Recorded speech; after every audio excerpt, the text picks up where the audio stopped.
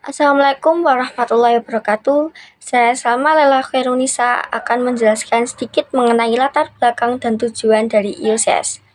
Metode ini dikembangkan oleh Doll dan Tokzadah pada tahun 1988.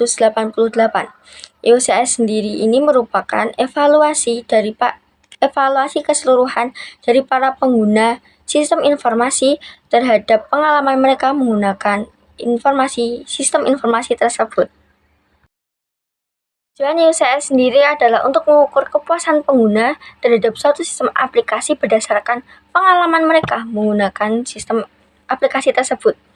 Nah, jadi secara singkat dan jelasnya, metode ini digunakan untuk menentukan seberapa puas sih pengguna terhadap suatu sistem pada suatu aplikasi. Terima kasih. Saya akan menjelaskan tentang faktor atau variabel dalam IUCS.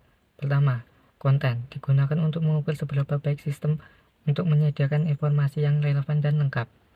Kedua, akurasi digunakan untuk mengukur seberapa akurat sistem mengolah data.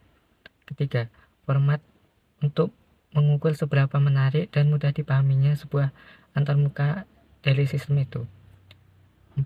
Ease of use digunakan untuk mengukur seberapa mudah dan nyaman pengguna menggunakan aplikasi tanpa kesulitan. 5. Timeless mengukur seberapa cepat sistem menyediakan informasi yang dibutuhkan oleh pengguna. Kelebihan dan kekurangan dalam metode IUCS. Pertama, metode ini dapat mudah diaplikasikan karena menggunakan skala yang sederhana dan jelas.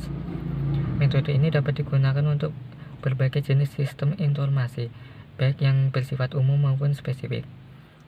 Metode ini dapat mengidentifikasikan faktor-faktor yang mempengaruhi kepuasan pengguna akhir untuk memberikan umpan balik atau feedback untuk meningkatkan kualitas sistem. Kekurangannya, metode ini bersifat subjektif karena mengandalkan persepsi pengguna akhir yang dapat dipengaruhi oleh faktor-faktor lain seperti harapan, pengalaman, atau emosi pengguna. Metode ini tidak dapat mengukur dampak sistem informasi terhadap kinerja atau produktivitas pengguna akhir.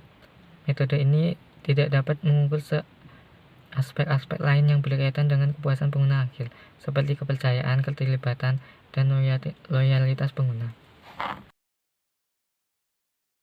Saya akan menjelaskan tentang metodologi. Metodologi itu mempunyai 4 urutan. Yang pertama, kita menentukan populasi dan sampel penelitian dari pengguna akhir. Dan yang kedua yaitu menyusun kuesioner yang berisi pernyataan dari kelima variabel IUCS dengan skala Likert. Yang ketiga yaitu mendistribusikan atau menyebarkan kuesioner kepada sampel penelitian yang sebelumnya kita tentukan. Keempat, menginterpretasikan hasil dan menyimpulkan tingkat kepuasan pengguna akhir. Contohnya seperti kita menggunakan e-learning untuk mencari kepuasan pengguna akhir.